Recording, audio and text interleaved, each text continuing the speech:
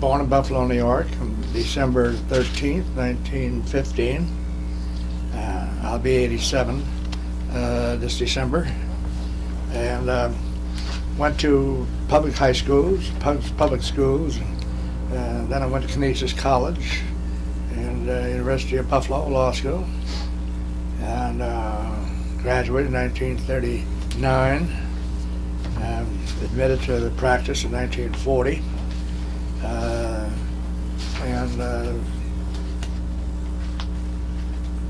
Well, that's the beginning of my legal career. Things were tough when I first got out of law school. The Depression, 1939, was certainly not a good year for lawyers, nor were the years before that. And 33 on, it was tough. And of course, the war changed that a little bit. The war changed the economy and spurred it up. And I was able to do a little better in practice. Judge, were you destined to be a lawyer? Well, ever since my high school days, I was determined to be a professional man and to be a lawyer. Yes, I not interested in medicine or dentistry or engineering, things like that. I didn't have my interest, but law did. And although my mother wanted me to be a priest. My mother was a devout Catholic, and my father wasn't. So there was a little friction between them, and my father thought my mother was steering me wrong, and trying to force me into being a priest and that sort of thing. But I succumbed from that and overcame that, and then my mother said, "All right, you can be a lawyer, but you've got to promise one thing, make an oath to me." She said, "You're going to be an honest lawyer." I said, that was her impression of lawyers, and most were not honest. So that's why she didn't want me to be a lawyer. You're doing a devil's work, and representing murderers and all that sort of thing. Right. And my mother had a misconception of the theory of law, the process. But in any event, she meant well. She meant well. What was your dad's background? My what? Your father's My background. father was a tailor. Good tailor, fine tailor, custom tailor. He was in downtown Buffalo. When he made salons, he was chief tailor for them. They used to have as many as 30, 35 tailors that just made primarily coats. They used to farm out the pants and the vest. That's a different grade of tailoring. The art of tailoring is in a coat. Right. And he was the chief tailor there for many, many years until he died. But he was, of course. And he wanted all of his children to be something other than tailors, because he was deprived of that in Poland. He came from Poland, and 1904, and he immigrated here because of the war, the imminent war between Russia and Japan at that time, and he was subject to the draft. There was no Poland. It was partitioned by Germany, Russia, and Austria, and three parts, and he was in the Russian zone, just outside of Warsaw, in a town called Kalisz, K-A-L-I-S-Z. And so to avoid being called into the army, he just went across the border and went into Germany. No difficulty those days. Took a train to Hamburg, got on a boat, and came here. It's just like as simple as that. Was your family here? No family. He didn't know anyone. Why Buffalo? Just because it was a Polish? No, he came to New York City, but he didn't like New York City. And in 1904, it was ghettoized. It was ghettos of Jewish people, Italian people, German people, Polish people. They were all in ghettos and areas. Most of them didn't speak the English language, so they gathered where they could speak the language. Yeah. But he didn't like that. He thought the United States was something different. And it reminded him to a large extent of Europe, some cities in Europe. And he said he wanted to go somewhere else. And so they said, well, if you want to know America, go west. That's the real America. And so we got on a train and was on the train all day, and that's for Europe, that's a long time. And he was still in the same state. He got off at Buffalo and stayed here. And he had no trouble getting a job because he was a fine tailor. You meet your mother here? No, he came out with my mother. He was married. Yeah. Yes. And how many children? Well, she had four boys, and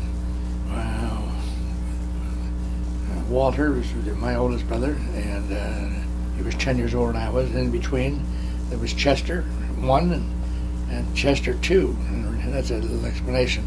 He died when she was carrying the third child, and she was so bereaved by it, she named the third one Chester. Mm-hmm. And he died of pneumonia. Those days you couldn't get a doctor to come in. In any event, and then myself. And there's 10 years difference between it.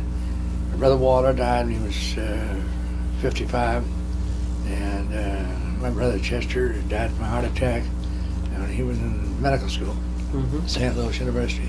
Right. And then I'm still around. My father died at age 82. My Right. mother died at 78. And let me get to military.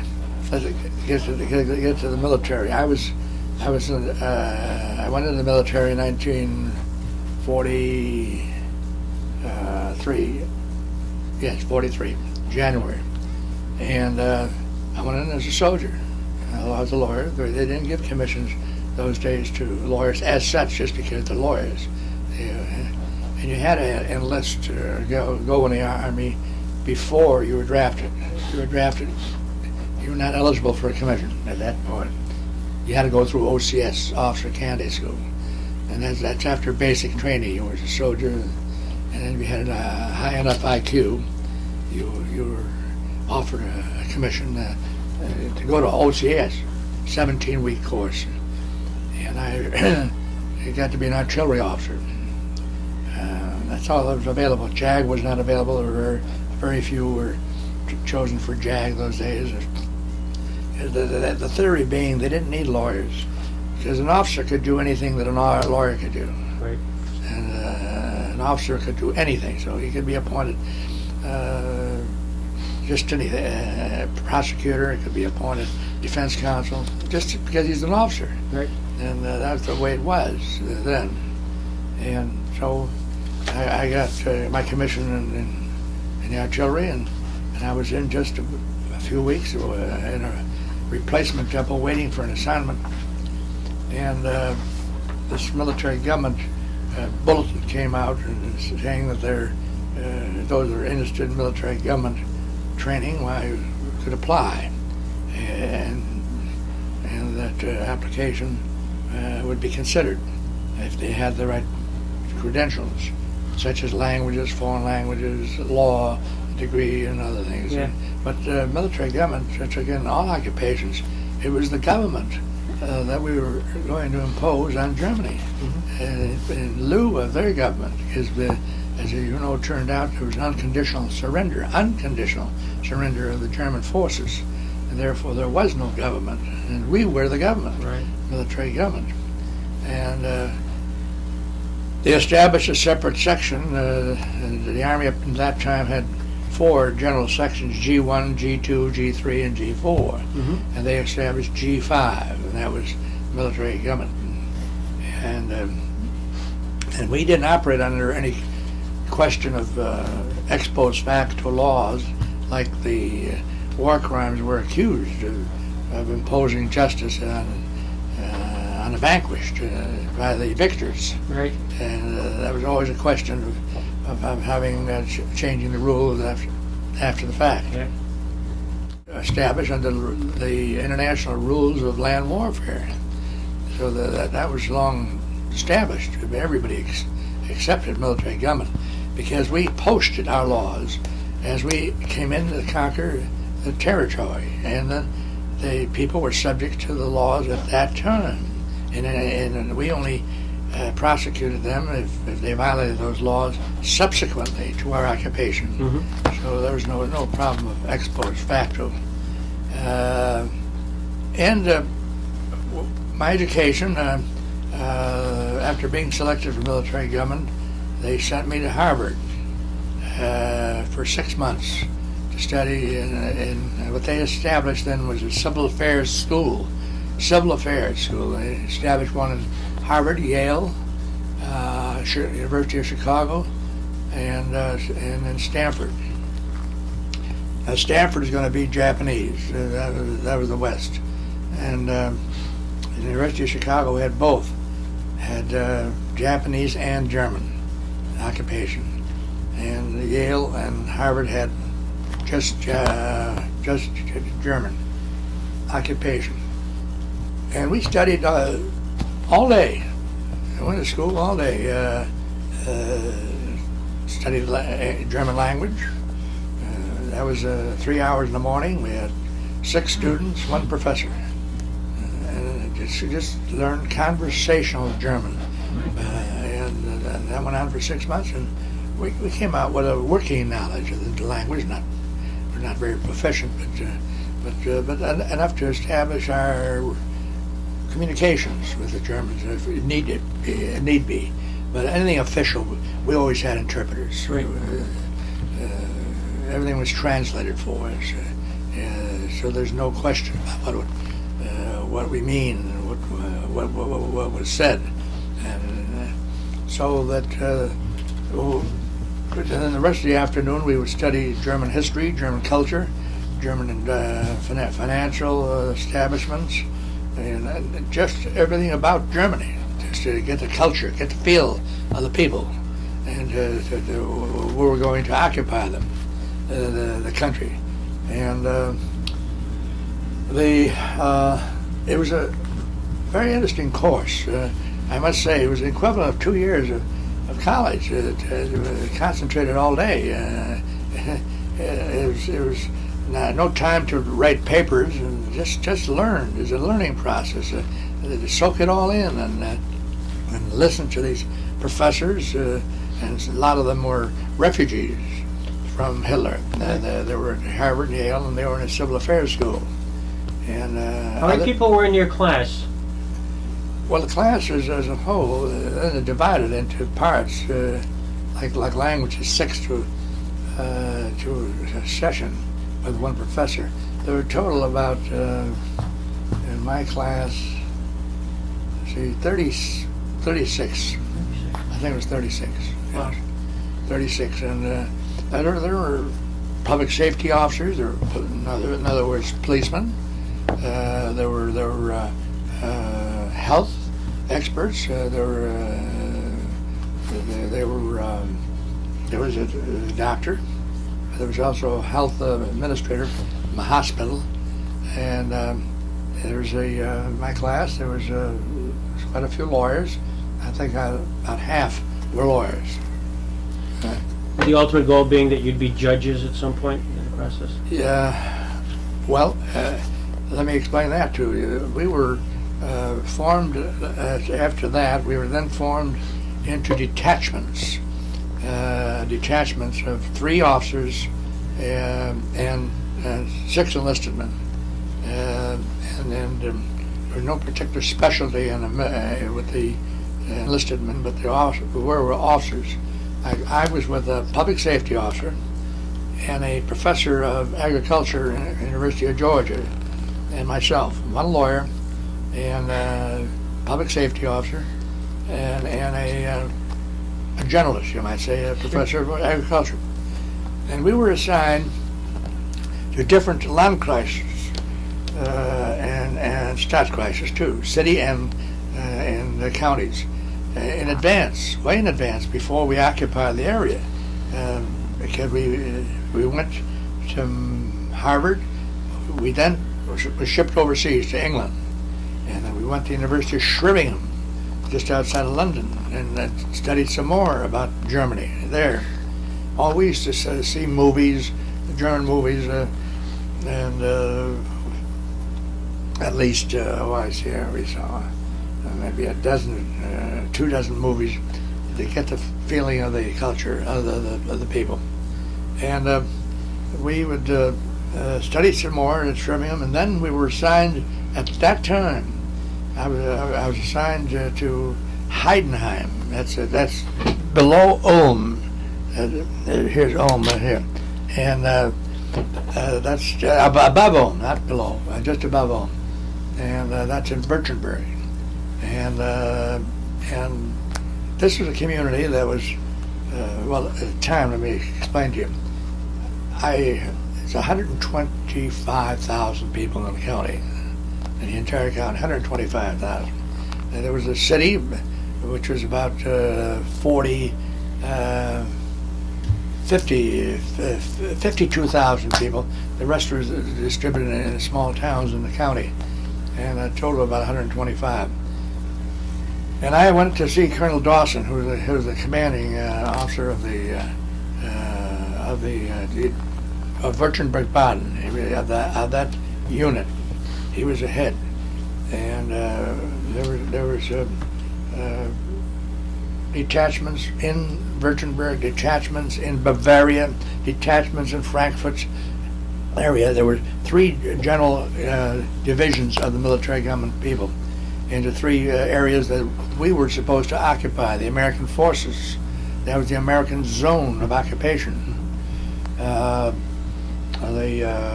And we were Württemberg, and I said to Colonel Dawson, who was a former dean of Western Reserve Law School in Cleveland, and I said, Colonel, I said, why send me to Heidenheim? I said, I'm from Buffalo. I said, I'm from a big city, and send me to Berlin or Stuttgart or Munich or somewhere like that. I said, Augsburg, a big city.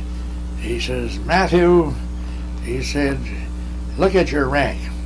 I was then a lieutenant. And we got no promotions in military government because we were in studying, and we were in course of not in action. We were not in action. We were just in preparation for action, and we were supposed to get our promotions in the field when we were operational. So that for over a year we weren't promoted.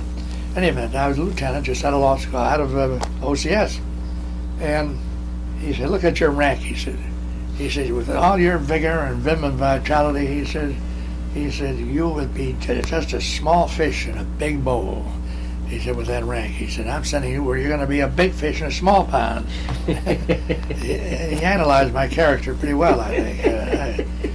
I was a fireball in those days, and so I gave up on that, and then I said, "Okay, fine. I see your point." And so that's where I was assigned. Now, before that, when the bombs started dropping in Germany and England, London, the V1s, the V2s, and those are the bombs that were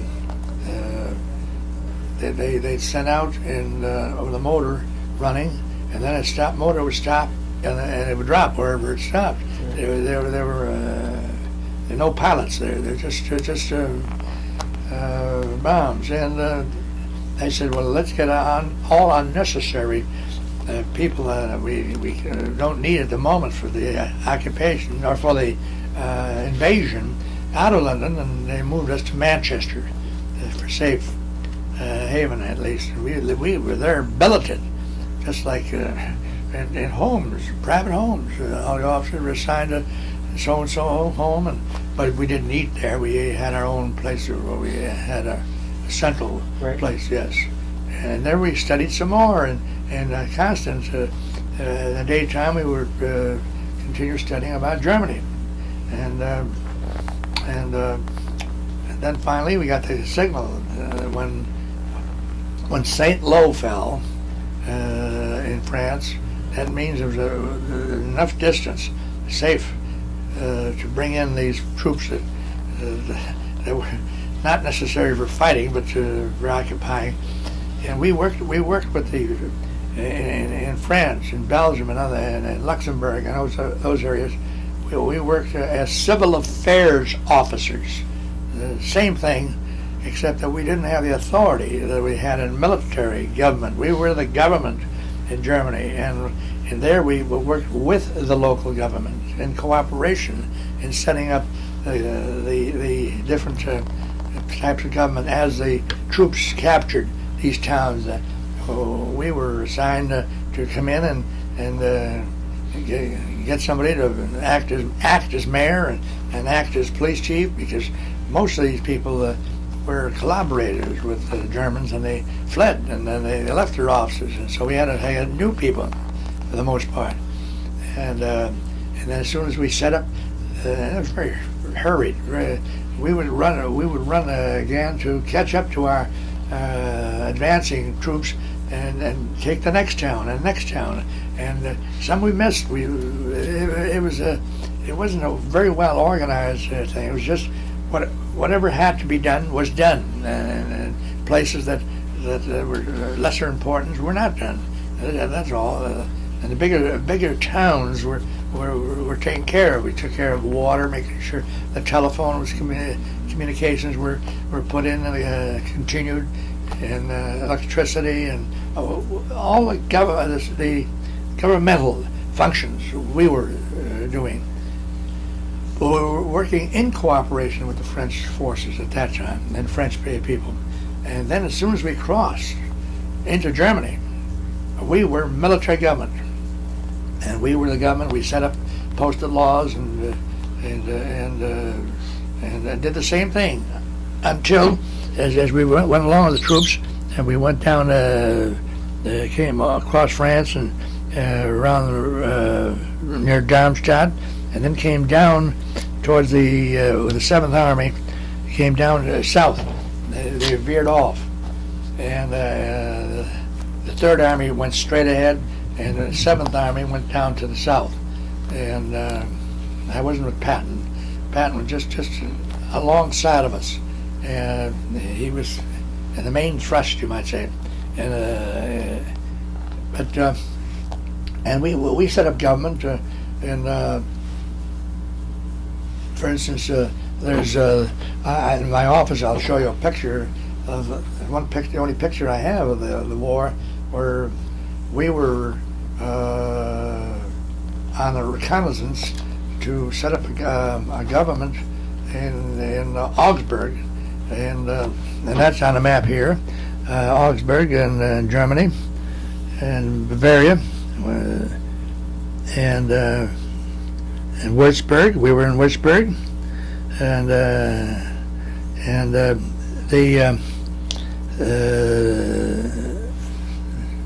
can't find it at the moment. No,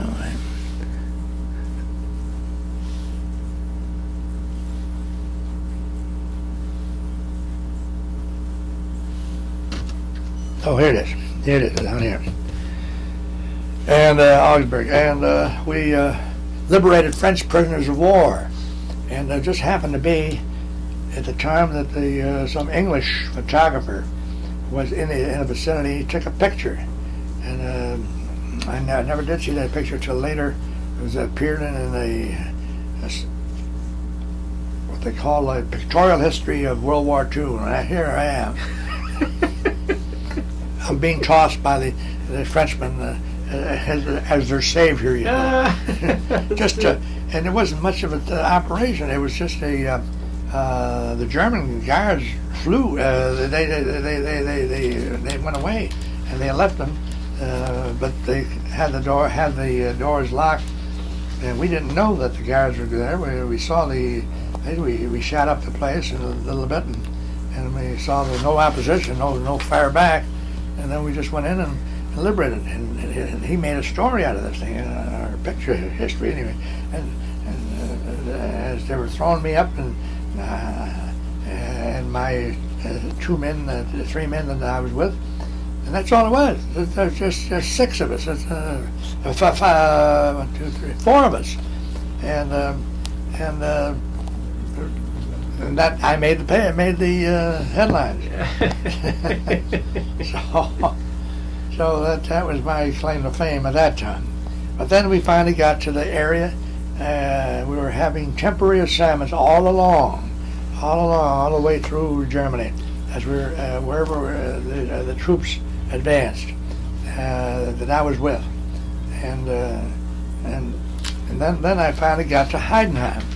We got to Heidenheim. That was the outskirts of Heidenheim. But we saw the group of citizens with the white flag, marching down the road, surrendering the town, declaring it an open city, so that we wouldn't destroy it with artillery. Right. And so the general agreed to the terms, and the American troops marched in Heidenheim, and the place was intact. That's now after seeing all the rubble in Stuttgart, and seeing all in Augsburg and Würzburg, and seeing the towns destroyed. Oh, I'm glad that this was my assignment. Yes. It's very fortuitous. It's just fortuitous. But we were able to do things in Heidenheim for the whole year that I was there. And one of my assignments was I was the judge. I was then promoted to captain. I was a captain, and I was among my duties was being a judge. That was only part of my duties. I had administrative duties. I was in charge of trade and industry. I was in charge of the financial, the banks, and I was in charge of trade and industry, financial, and the third one. Well, in any event, I was in charge of those things, and the trade industry took up the most administrative duties as military government officer. And then the public safety officer was interested in working with the police, and he was public safety. And Captain Edwards was he was the director of the team. He was in charge of the detachment and did administrative work, of course. And he was injured there, and had to be sent home. He was injured in a car accident, nothing to do with war, but he was seriously injured, but not fatally. And he was shipped home, and then I was placed in charge of the detachment. But I still continued my military government judge as an officer, as a captain. And my jurisdiction then was just the county of Heidenheim. And there were some very well-known factories in Heidenheim. J.M. Voigt, V-O-I-T-H, Voigt, was one of them.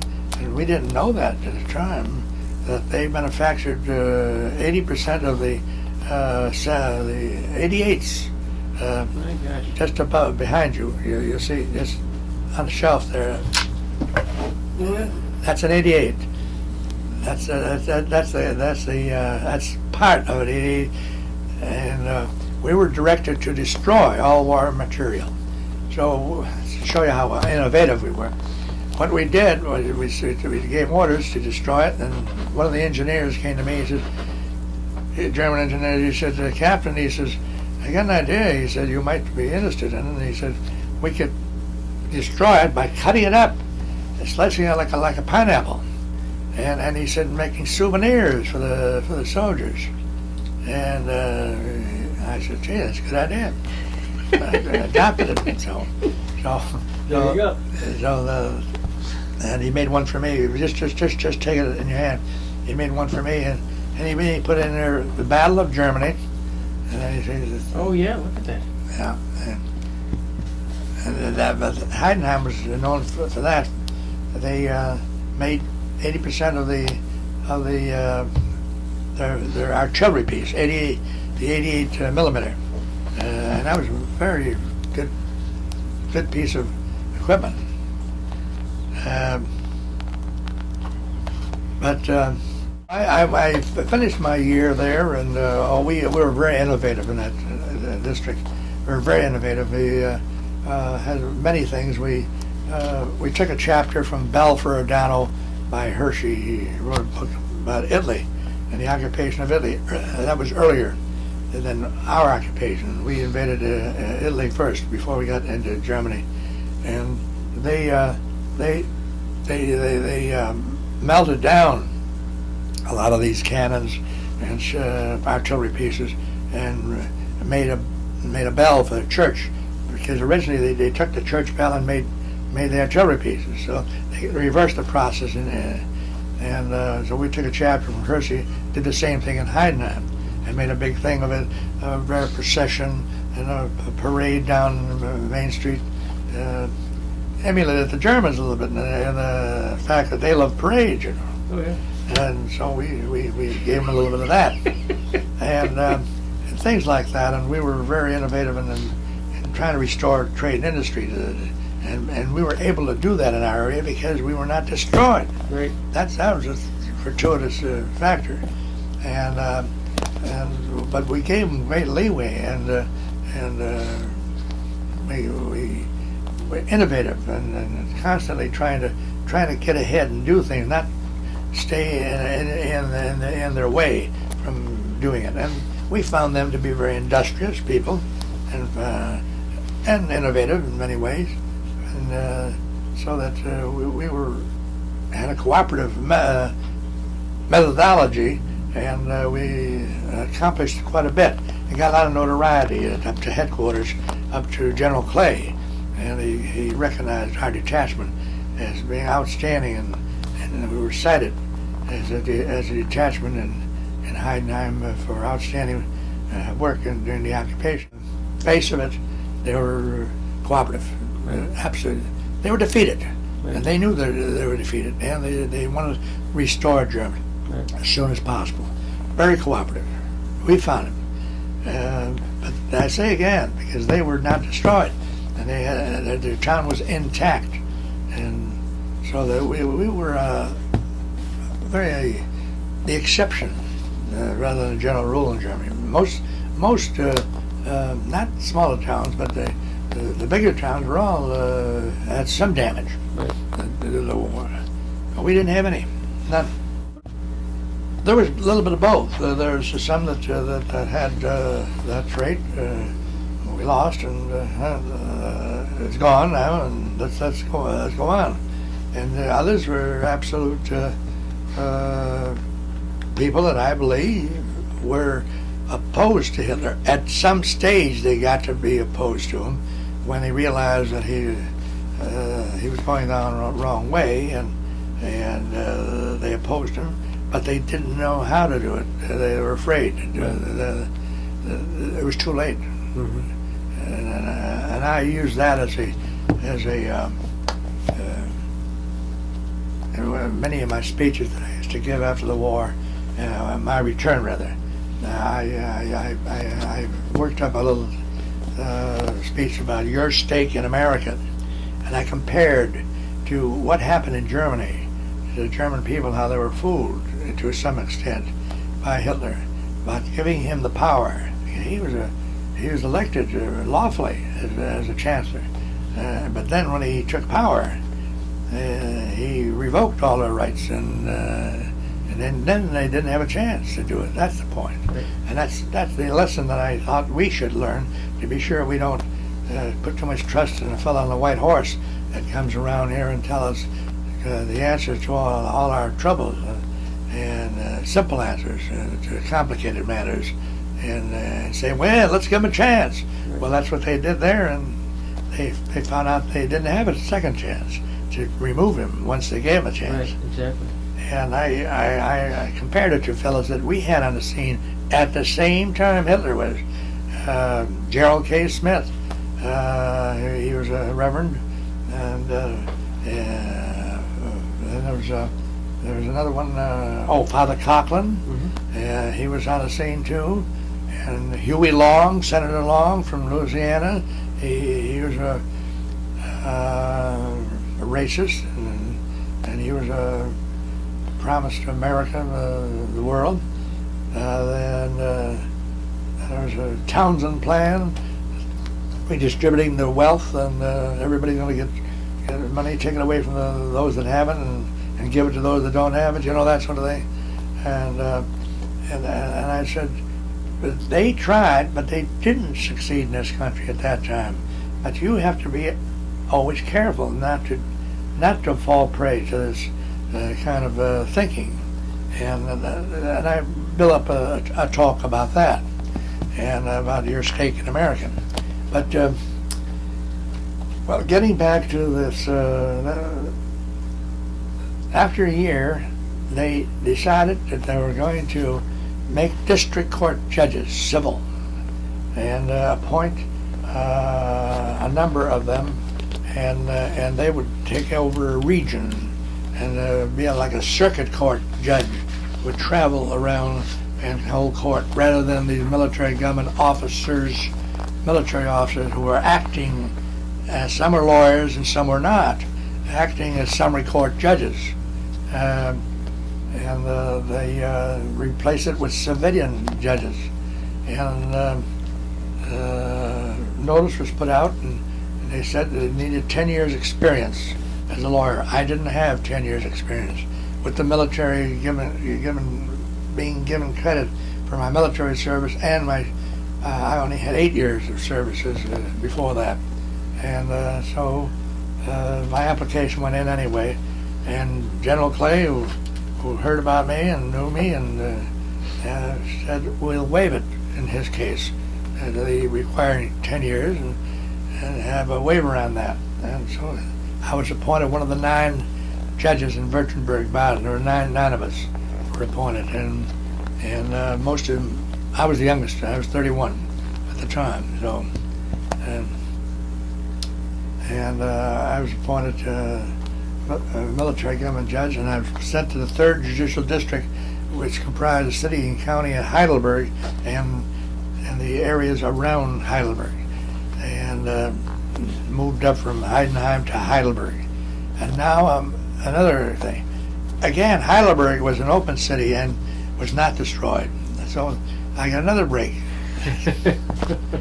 One break after another, while Mannheim, my adjoining town, a much bigger town, was destroyed. Oh, God, it was an industrial city, Mannheim. And Judge Rooney was appointed and went to that district. And he was at least 15 years older than I was. And he was a wonderful man. He's from Wisconsin, a graduate of the University of Wisconsin, Madison. A lawyer in Madison, Wisconsin, too. But there's a Judge Hartridge from Florida, and Judge Doyle from Texas, and there's Judge,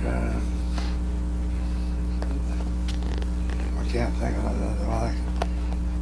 other judges in Stuttgart, Judge Geist, and so I continue that in that position until, I was appointed 2.5 years. 2.5 years. And my wife came up and joined me, and after 6 months I was appointed judge at Christmas in 46. In 46 she joined me.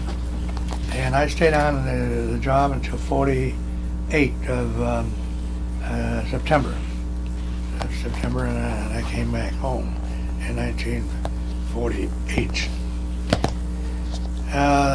Now there, as a civilian judge, I was appointed, and I had the power under the new laws that were promulgated to sit in judgment on any felony where the sentence could be imposed up to 10 years.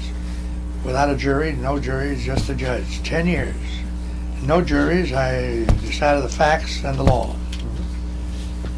Tremendous power, more power than any judge has here. Right. And it matured me very, very quickly.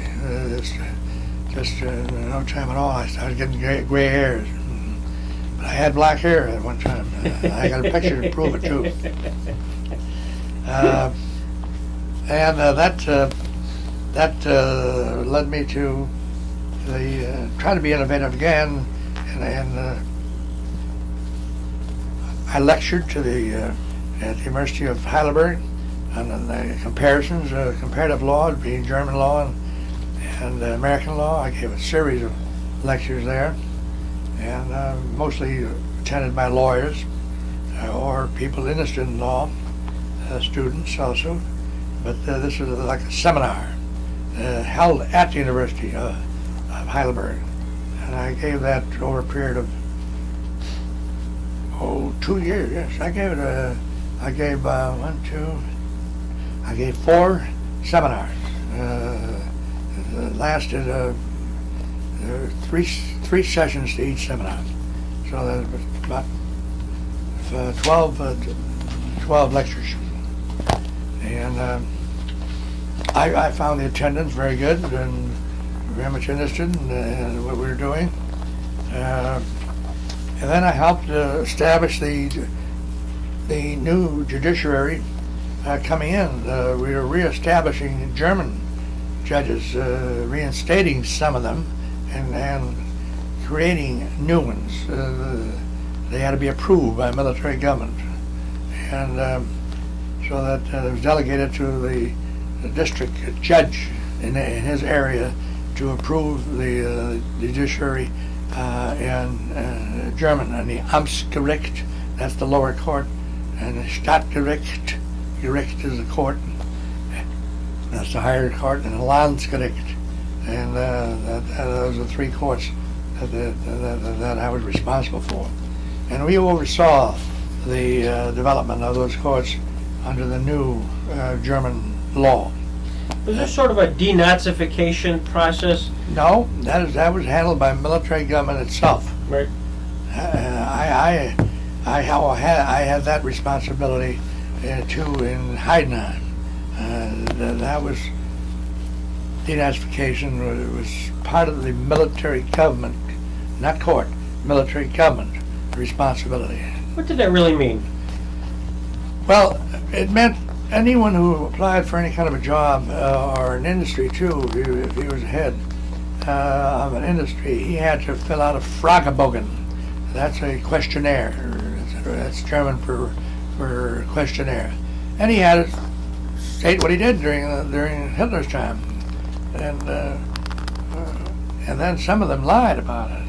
That involved in violation of the law, giving false information to the American government.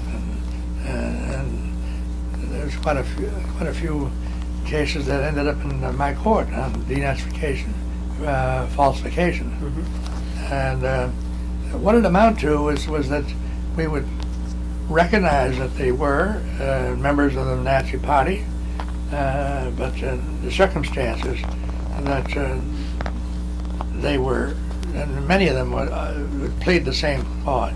Everybody was doing it. Everybody was doing it. It was a thing to do because you wouldn't get orders from the government. You couldn't function, and you had to be a member of the party. And we didn't necessarily buy it, but we figured that a certain amount of that is true. Mm-hmm. There was, but who was telling the truth and who wasn't, it was hard to decide, really hard to decide. But the fact that they lied and they didn't tell us that they were, and then we found out they were because we found records, and that's how we verified that they were members. And we faced them and they admitted it, and they pled guilty to the charge. That's the thing that we were more harsh on them. That we imposed sentences of 3 months and 6 months in jail for that, for falsification. And now, was it during what period of time in Heidenheim, or was it when you were in Heidelberg that Jackson caught eye of you through that process? Well, that was in Heidelberg. Heidelberg, it so happened that the press was centered in Heidelberg. That's where it wasn't in Berlin. There was a press section in Berlin, of course, but there we only had a sector of Berlin. Berlin was divided into 4 parts too. The American zone, Berlin. But everything around Berlin was Russia. It was in a Russian zone, Berlin. So that we were very uncomfortable there, very uncomfortable.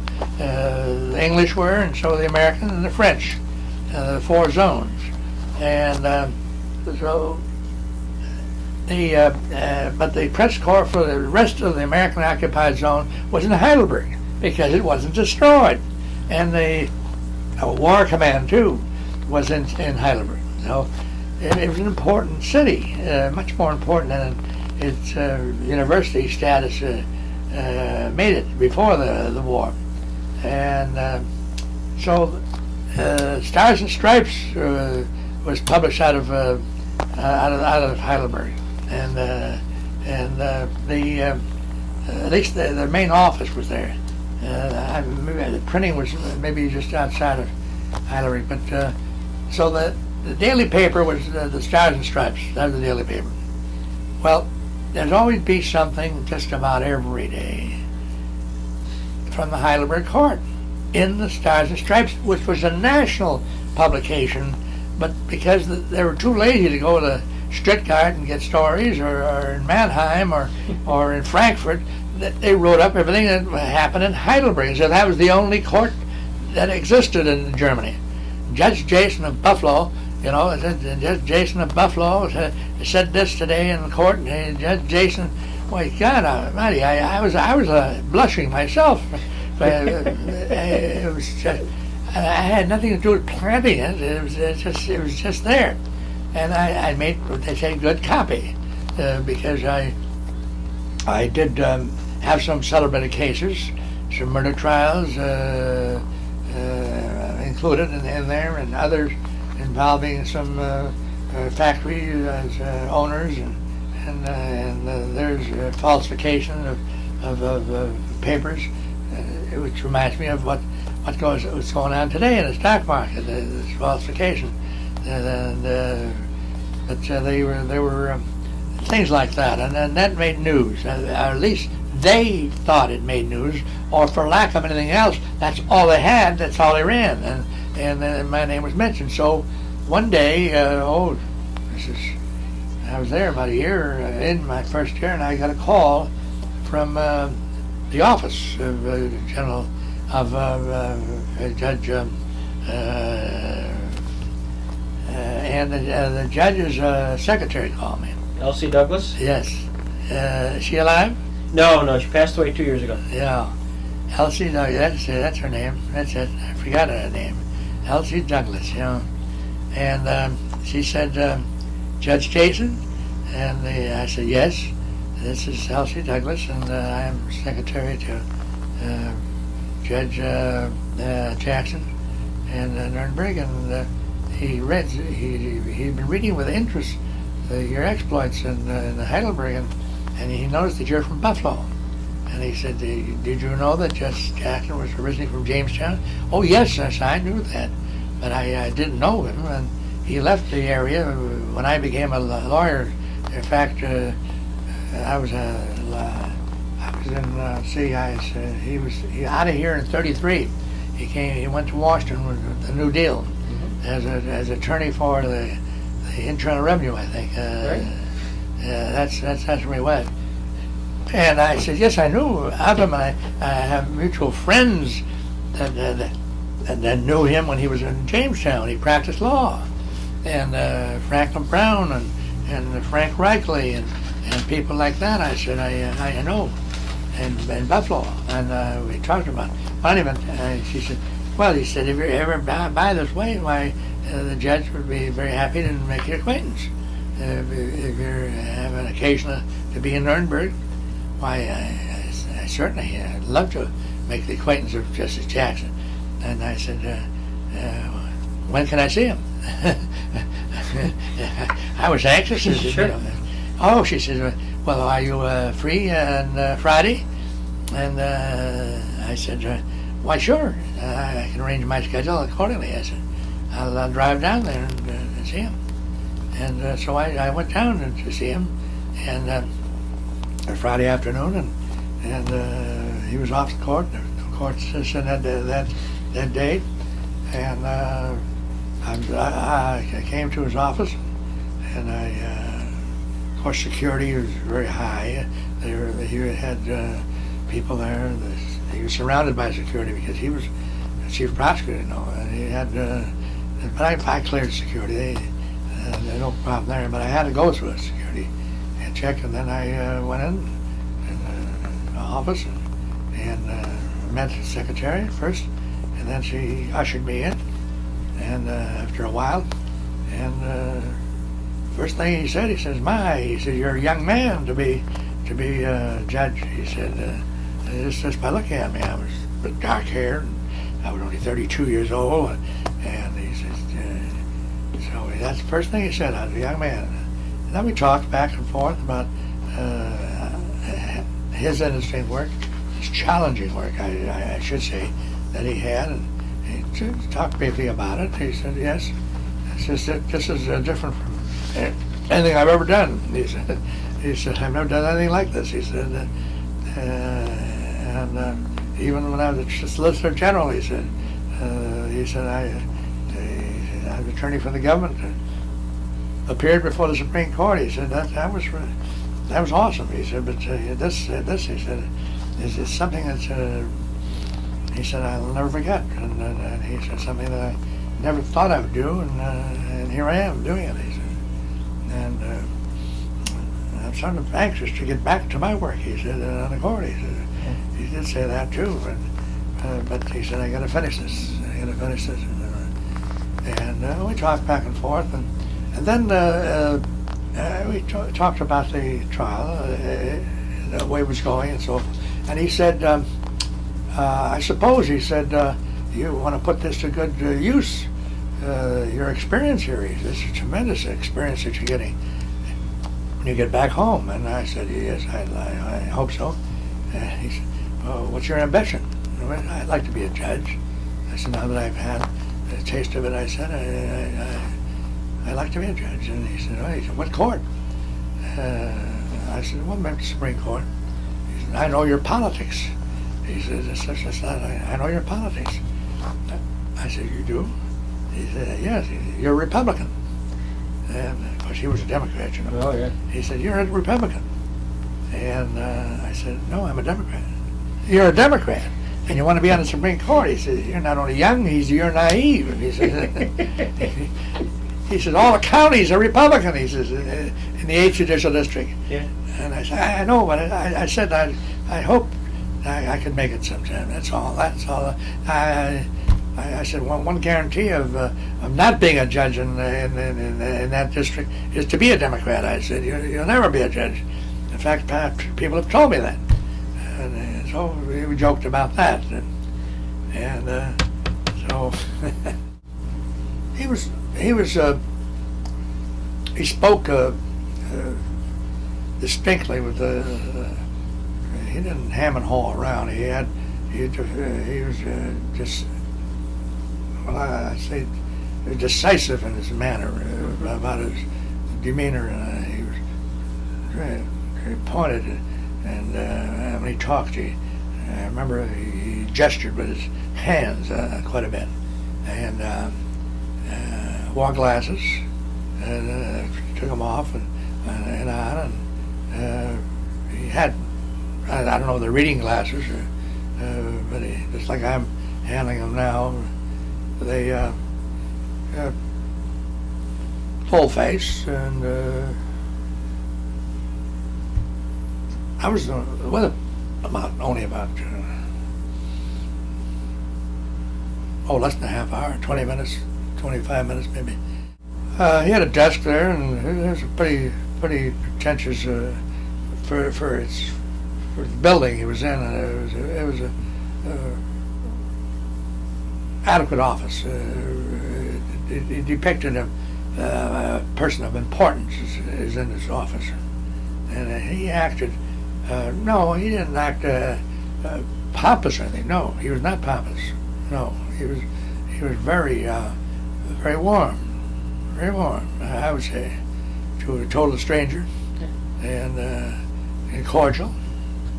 I would describe my visit with him as very cordial, and he asked me about my work too, briefly, but I could see that he was a man